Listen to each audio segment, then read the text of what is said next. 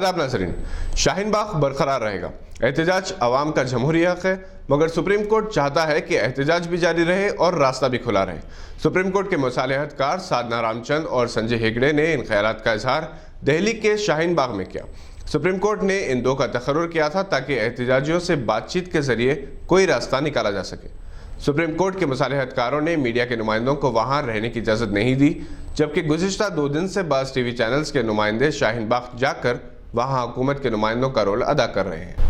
इनमें अपने आप को सबसे तेज चैनल करार देने वाली टीवी चैनल की एंकर भी शामिल है, जिसने कई बार अपने उलझा देने वाले सवालों के जरिए कोशिश की कि शाहीन बाग की ज़ईफ़ ख़वातीन की ज़बान से कोई ऐसा लफ्ज़ निकलवा दे जो मुल्क, दस्तूर और क़ानून के ख़िलाफ़ हो या फिर इनके एहतजाज पर इसका असर पड़ सके। मगर शाहीन बाग की ख़वातीन ने, जिनमें तालीम याफ्ता भी हैं और कम पढ़ी लिखी भी, इन्होंने जिस तरह से इन टीवी चैनल्स की दलाल नुमाइंदों को जवाबात दिए, इससे वो मायूस हो गई। 19 फरवरी को 2 पर्दानशीन नौजवान लड़कियों ने सुप्रीम कोर्ट के मुसालिहतकारों से जिस अंदाज में बातचीत की, जिस तरह से सियाह ख़वानीन से मुल्क के मुसलमानों को दरपेश ख़तरात से वाकिफ़ करवाया, जिस तरह से लिबास, ज़बान और मज़हब की बुनियाद पर मुसलमानों से किए जाने वाले इम्तियाजी सलूक पर अपने अंदरूनी कर्ब का इजहार किया, इससे साधना रामचंद और संजय हेगड़े की आंखें नम हो गई। इससे मुतासिर होकर एक नेशनल टीवी चैनल ने इन 2 लड़कियों का इंटरव्यू लिया और इंटरव्यू देते देते ये 2 लड़कियां जज्बात से इस कदर मगलूब हो गईं कि लाखों टीवी नाज़रीन साथ साथ आंसू बहाने लगे। नेशनल टीवी चैनल्स के बेशतर एंकर्स किसी न किसी तरह से देश की एकता को ख़त्म करना चाहते हैं। वो फर्जी सर्वे करवा कर ये जाहिर करना चाहते हैं कि आवाम की अक्सरियत सीए के हक़ में है। हालांकि पूरे मुल्क के मसाइल, तकालीफ, पुलिस मजालिम के बावजूद ख़वातीन लगभग 68 दिन से मुजाहरे कर रहे हैं। दिल्ली के शाहीन बाग की ख़वातीन ने डोटोक लहजे में ये कह दिया कि इन्हें मोदी या शाह से मुलाकात में कोई दिलचस्पी नहीं, वो सिर्फ यही चाहती हैं कि सीए, एनपीआर और एनआरसी लागू ना हो। इन्होंने मुतबादिल जगह की फराहमी कबूल करने से भी इनकार कर दिया। सियाह ख़वानीन के खिलाफ एहतजाज अवाम का जमहूरी हक़ है। बार बार अदालतें ये कह रही हैं, मगर रियासती हुकूमतें चाहे वो इन क़वानीन के हक़ में हो या इनके खिलाफ, वहाँ इन मुजाहरों पर पाबंदी लगाने की कोशिश जारी है। उत्तर प्रदेश में तो पुलिस ने जुल्म की इंतहा की है, मगर दूसरी रियासतों में भी पुलिस का रवैया कुछ कम नहीं। तेलंगाना की हुकूमत ने सीए की मुखालिफत करने का ऐलान किया, मगर यहाँ की पुलिस इस मौजू पर होने वाले हर एहतजाज को कुचलने की कोशिश कर रही है।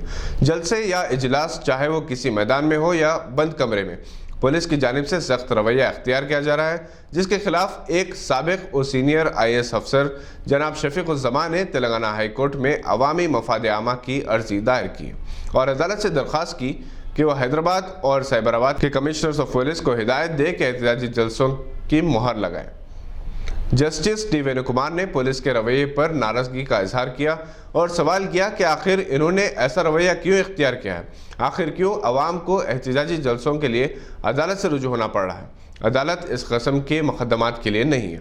जस्टिस वेणुकुमार ने वजारत दाखिला, डायरेक्टर जनरल ऑफ पुलिस से कहा कि वह एहतजाजी जलसों और इजलास मुनक़्क़िद करने के लिए एक वसी दायरे कार में रहनुमायाना खतूत मुरतब करे और इन्हीं की रोशनी में दरख्वास्तों को या तो मंजूर करे या मुस्तरद करे, मगर मुस्तरद करने की सराहत की जाए। अमरीकी सदर डोनाल्ड ट्रंप के दौरे हिंद के लिए बड़े पैमाने पर तैयारियां जारी है। अलबत्ता ट्रंप के इस बयान से हिंदुस्तान में वो खुशी नहीं है जो होनी चाहिए कि फ़िलहाल अमेरिका हिंदुस्तान के साथ कोई तिजारती मुआहदा नहीं करेगा। अमरीकी सदर इस बात से खुश हैं कि अहमदाबाद में लगभग 70 लाख अफराद एयरपोर्ट से मोतीरा स्टेडियम तक रास्ते के दोनों जानिब इनके इस्तकबाल के लिए इंसानी जंजीर बनाकर खड़े होंगे। और जिस तरह से अमेरिका में हाउडी मोदी का एहतमाम किया गया था, इस मरतबा नमस्ते ट्रंप का हिंदुस्तान में एहतमाम किया जा रहा है। ट्रंप के दौरे से पहले अमेरिका के 4 अरकान पार्लियामेंट ने ट्रंप को लिखे गए एक मकतूब में इनसे हिंदुस्तान के अंदरूनी हालात पर तशवीश का इजहार किया है। खुद ट्रंप ने बार बार ये कहा कि वो कश्मीर के मसले पर हिंदुस्तान और पाकिस्तान के दरमियान सालिसी का रोल अदा करेंगे, जिसे हिंदुस्तान ने यह कहकर कबूल नहीं किया कि ये हिंदुस्तान का दाखिली मामला है। इस दौरान हिंदुस्तान अमेरिका से $2.4 मिलियन की मालियत के हेलीकॉप्टर्स भी खरीदेगा। अफगानिस्तान में क़याम अमन के मसले में कतर के दारुल हुकूमत दोहा में कायम तालिबान के दफ्तर के तर्जुमा सोहेल शाहीन का कहना है कि अमेरिका और तालिबान के दरमियान جاری امن مذاکرات کے تحت افغانستان میں فریقین پہلے پرتشدد کارروائیاں روکنے کے حوالے سے ایک اعلامیہ جاری کریں گے اور پھر اس مہینے کے آخر تک امن معاہدے پر دستخط ہوں گے۔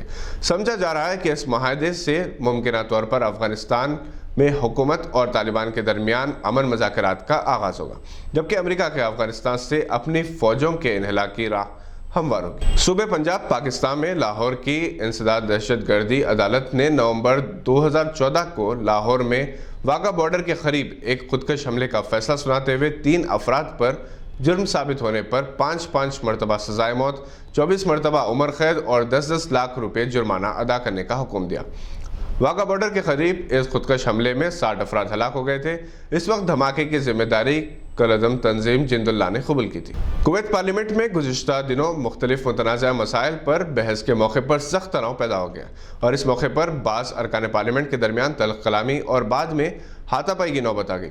منگل کو ہونے والے اس اجلاس کے دوران عام معافی سے متعلق ایک بل پر رائے شمار کی گئی، جس پر بعض ارکان نے مخالفت کی، تاہم بعد میں یہ بل 42 ارکان کی اکثریت سے منظور ہو گئی۔ ارکان پارلیمنٹ کے درمیان تصادم کے بعد اسپیکر مرزوق الغانم نے پون گھنٹے کے لیے اجلاس کو ملتوی کر دیا۔ دبئی میں ایئرپورٹ کی خراندازی میں ایک ہندوستانی تارکین وطن جگدیش رامانی نے پہلا انعام $10 لاکھ جیت لیا۔ الامارات اليوم کے مطابق اول انعام پانے والے 42 سالہ جگدیش رامانی دبئی میں گزشتہ 20 سال سے مقیم ہیں۔ وہ دبئی میں کپڑے کا کاروبار کرتے ہیں۔ دبئی ایئرپورٹ کی خراندازی کرنے والے انتظامیہ نے بتایا کہ خراندازی میں اس سے پہلے 158 افراد $10 لاکھ کا انعام حاصل کر چکے ہیں۔ دبئی کرمنل کورٹ نے ایک ہندوستانی شہری کو جعلی ہندوستانی کرنسی اسمگل کرنے کے جرم میں 3 سال قید اور 2 لاکھ اماراتی درہم جرمانے کی سزا سنائی۔ ہندوستانی شہری کو قید کی مدت پوری کرنے کے بعد ملک بدر کر دیا جائے گا۔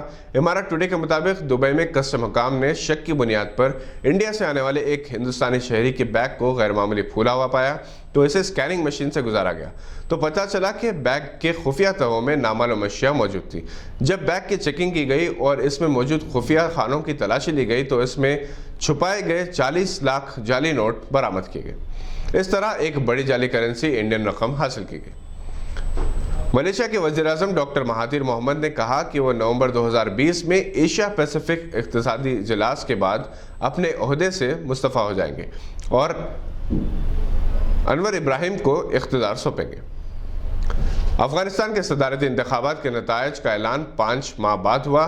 سابق صدر اشرف غنی دوبارہ کامیاب قرار دیے گئے، لیکن ان کی کامیابی پر دوسری پوزیشن حاصل کرنے والے امیدوار عبداللہ نے نتائج تسلیم کرنے سے انکار کرتے ہوئے اشرف غنی کے متوازی اپنی حکومت بنانے کا اعلان کیا، جس سے ملک کے حالات خراب ہونے کا خدشہ پیدا ہو گیا۔